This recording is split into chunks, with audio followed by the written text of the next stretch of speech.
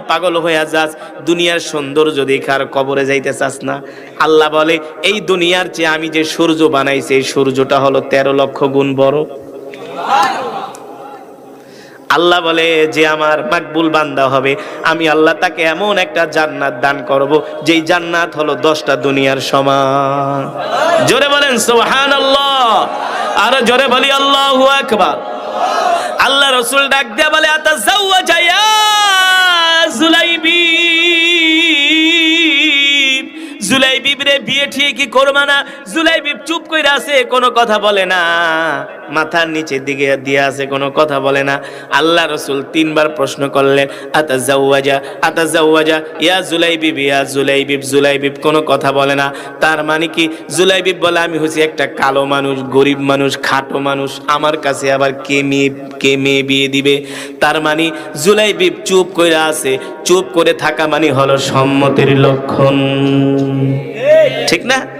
চুপ করে আছে, বিয়ে করতে মন চায়, স্বাদ আছে মাগার, কথা কয় না? আরে আপনারা কি বুঝেন না? স্বাদ আছে মাগার সাধ্য নাই, অ্যাবিলিটি নাই, অর্থবিত্ত নাই। বিয়ে তো সবারই করতে মন চায়, কথা কয় না? সবাই করতে মন চায় না? যারা করছেন তাদেরও করতে মন চায়, কিন্তু বুক ফাটে তো মাগার মুখ ফাটে না, ঠিক না বলুন? সাহাবীরা তো অনেকে 2-3টা পর্যন্ত বিয়ে করছে, জুলাইবিব তো একটাও করতে পারে নাই। কেন করতে পারে নাই? কি নাই?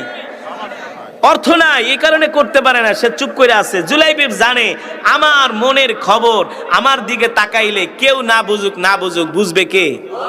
আল্লাহ, আল্লাহ রাসূল ঠিকই বুঝবে, ঠিক কিনা বলুন? এবার জুলাইবিব চুপ করে আছে, কোনো কথা বলে না। আবার জুলাইবিব প্রথম দিন চলে গেছে, দ্বিতীয় দিন মজমায় আসে, আল্লাহ রাসূলের কাছে আল্লাহ রাসূল জিজ্ঞেস করে, কোনো কথা বলে না।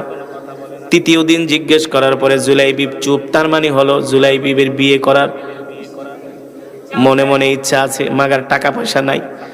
আল্লাহ রাসূল ডাক দিয়েছে আতাযাওয়াজা ইয়া জুলাইবিব, এদিকে আয় জুলাইবিব, আমি বুঝছি তোমার বিয়ে করতে মন চায়।